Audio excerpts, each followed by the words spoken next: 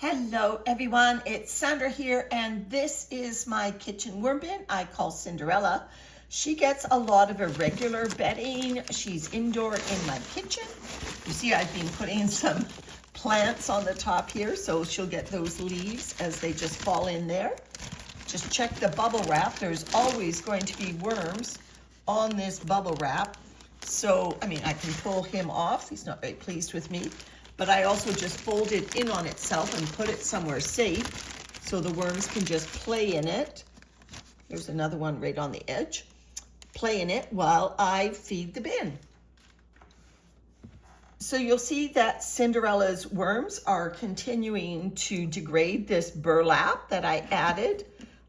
Look at, you can see the retreat of the edges of the burlap, which is a great source of slow carbon for the worms. I love the stabilizing effect of having burlap on the top of my bins. The worms play in it. Jane from Rockin' Worms asked me the other day, do worms ever get stuck in burlap? Yes, I've had to do a surgical removal of a worm that got stuck in one of these squares. And I just cut in with scissors until I was right up to the burlap, and then I was able to tease the burlap open enough to get the worm out. It's only happened once, but it is a risk if a big worm gets in there and can't wiggle himself out. But I've only seen it once in years, so not to worry. On balance, burlap is a great thing. All right, we see Prince Charming. My feeding zone indicator is at this end.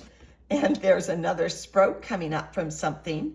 There's our road trip cutlery at that end, and another piece of plastic has come to the surface. That is plastic from a window envelope. I did that as an experiment quite a few months ago and I forgot about it. But yeah, put a window envelope in your bin, or more specifically, if you put a window envelope in a paper shredder, this is not compostable, the little window part. So that's something to bear in mind. All right, let's turn over this end. Now this end, all I did last time is I buried up a big piece of newspaper. This was the feeding zone 2 times ago. So I buried up that big sheet of newspaper in there. Let's just see whether it's gone. Obviously these sticks and whatnot won't be gone. Let's just turn over the bin.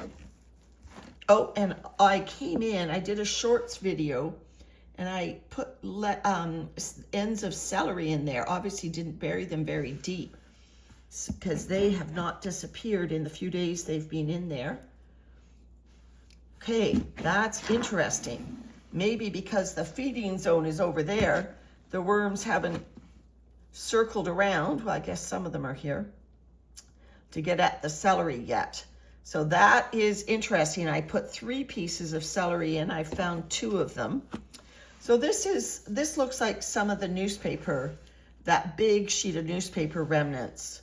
So I'm just kind of creating a little pile here of things that I'll want to bury in the feeding zone. I don't see the rest of the big sheet of newspaper. I think it's just dissolved. And this is the end that had the needles in it. They're going to take a while to totally disappear, but we've now got Cinderella's moisture totally under control. There's a little bit of newspaper left over. A little bit of newspaper. It was a folded sheet of newspaper, so it's 2 layers deep.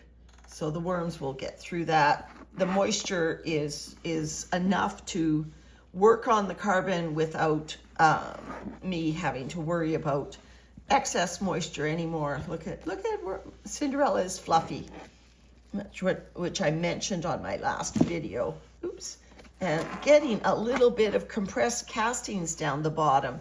And that's something that I want to do today is I'm going to be giving, well, I always give a regular carbon, but I'm trying to move Cinderella towards a harvest because there is a lot of castings in here. So I don't want to give her really difficult food today, famous last words. I always end up finding something in my carbon pile that I keep right next to Cinderella that will be a little bit unusual. Okay, so now let's just turn over the old feeding zone, and I'll put my little pile of things to include in the new feeding zone. I'll just move it right here. So I've got sticks and I've got celery. Oh, I've got that old window envelope that eventually I have to get out of here. All right, and I've got a sprout. There we go. Another stick. Yeah, another stick. Okay, take out Prince Charming, my adorable clay worm feeding zone indicator. And let's turn over. Now this was a big feeding that I gave Cinderella, so I've seen the celery there. So jury is out yet whether I'm gonna feed this worm bin. If I see a lot of food, the answer is no. There's the COVID mask. The old, it's cotton. It's not really a, it's just a double sheet of cotton. There is the corn husk that I was still expecting to see. Here's worm interest in the area. Let's turn this up a little bit more. Yeah, this is more moist than it was the last time I was in here. Like I said, I brought in a big feeding. So we've got a lot of moisture came in from that food. Let's just see, do we see any other food? And I will hold back on doing a feeding. I gave a big feeding last time. Did they eat it all up? Yeah, it's another window envelope. I know I did a window experiment, a window envelope experiment, and I think I forgot to report on it. So there's the window envelopes. Okay, so just fluffy castings other than the celery, which I don't think the worms found, and this corn husk. I'm not seeing anything yet, but I've still got another chunk of bedding to turn up. It's just corn husk. Let's look under right here. The castings are getting compressed, and that's a good sign that this bin is approaching a harvest date, because down near the bottom, I'm getting lots of castings. These longer term bits like that, that looks like a peach pit and a stick, I'm not expecting them to disappear before I harvest. But when I get these compressed castings right against the bottom, why on earth wouldn't I pull them out of this bin and set them to work in my spring garden and get Cinderella's worms busy on producing more beautiful castings? I don't have to wait until all this irregular carbon is gone. But yeah, look at that. Look at that. Okay, so Cinderella, we're gonna swing you to the other end, because this end has more moisture. So we're gonna swing the feeding to this end over here. So any big chunks that I happen to see as I do this process, I'm just gonna bury. Burying the big chunks just exposes all the surfaces to more moisture and more microbes. But honestly, you know, a worm can't put wood in its mouth. And you know, the microbes, you know, can really only attack from the outside in. So it takes a long time to do these road trip wooden forks and whatnot. But look at, that's looking nice. Okay, so let me just pull this over here. Try to get it out right there. And what I'm going to do is I'm kind of going to do a bypass, shovel the nice stuff over here, grab anything big that goes by. Shovel, shovel, shovel. So the nice end is now going to be that end. Okay, so what I am feeding today is kind of a really stinky feeding. I've had it out of the freezer for a couple of days and it's really starting to get high. I peeked in the container before I started this video. And it is some bones that came out of my Instapot. And Landon and I make bone broth quite regularly. And so I looked into the research because I thought, maybe I'll just look in the research on bone decomposition. And, of course, there's a lot of research on it because, hello, archaeology. Now, most bones are, animals naturally dying in the woods sort of thing. And that is not what we have with my bones that I'm going to be putting in, because these bones have gone through a pressure cooker. But in archaeology, a lot of archaeological bones are the bones that scientists find at the site of an old village or whatever, where the ancient civilizations have cooked the bones, not quite pressure cooking. But okay, so what I found is a distinction.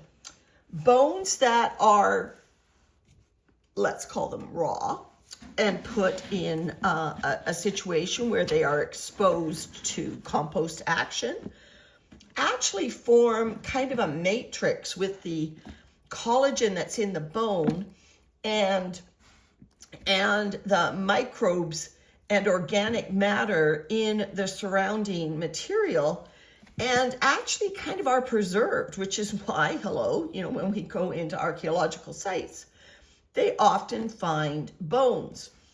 And so you're might wonder, well then, how am I going to compost bones if bones are resistant to compost action? Well, they're not going to form that matrix here in my worm bin. And it's partly because, or mostly because, just my understanding of the research, because these bones have been cooked. And when bones are cooked, why Landon and I make bone broth is because of the lovely collagen that comes out of the bones in the pressure cooker and goes into the bone broth. Well, collagen is the material in the bones that forms that matrix. A matrix is like an intertwining of molecules. And when the collagen comes out, because I'm making bone broth, the bones that I put in here will decompose, if that makes sense. So putting bones in your worm bin that have been cooked, especially if you make something like bone broth that extracts the collagen, not a problem. I've never had a problem. All right, I'm going to put down a little bit of fresh carbon before I give them their bone feeding. I've got some toilet tubes. I'll leave those for the top, I think. I've got my roses out of my Valentine's bouquet, a couple leaves that were just on my patio the other day. There we go. And so now I'm going to give the bone feeding. If my mother was here, she would say these bones smell to high heaven. So this is for you, Mom. They're pretty stinky. Right into my kitchen, a really stinky feeding. I am not worried. Cinderella's worms. Let's make it a bit fun. Let's shove some of this material down a tube. Cinderella's worms will be just fine with it. So this is a combination of the poultry bones that have gone through my Instapot pressure cooker, as well as just some food scraps. So we've got some stuff in the tubes. Give the worms a little surprise when they go into the toilet paper tubes. And these stinky, stinky bones. All right, more carbon on top. So Landon and I had a carrot curry soup that I made with that lovely bone broth. And I wiped up a spill with some paper towels because I didn't want to stain my kitchen cloths. And it's got turmeric on it from the curry. So there we go. Worms will enjoy that. Don't worry about putting spices to your worms. They do not have the same type of senses that we do to detect hot spices or like peppers or curries or anything. They don't feel that. They don't have the sensors. All right. So there, now that's not going to stop this from smelling. What's going to stop it from smelling is the fact that the vermicompost will deodorize. What makes the smell are the microbes. Worms eat the microbes, so bingo. I have also got a bag of sugar. So there, I'll just put that in lasagna style. I'm pulling over the vermicompost, and this will instantly stop the smells, and it has. Don't smell it anymore. It's buried. There we go. So there's Cinderella. Where did I put Prince Charming? Have to sneak him down the edge again. Now let's do the burlap. So if you're feeding bones, I guess start cautiously, put cooked bones in. The research also says smaller animal bones, like poultry, are much more likely to decompose. That makes sense, right? We pressure cook, which pressure cooking, where you add a little bit of acid, like lemon juice or apple cider vinegar, to your pressure cooker, a couple tablespoons when you're pressure cooking the bones in water. That pulls out minerals and collagen from the bones, so it goes into the broth and you get to consume it, and that will help stop that matrix formation and allow the bones to decompose.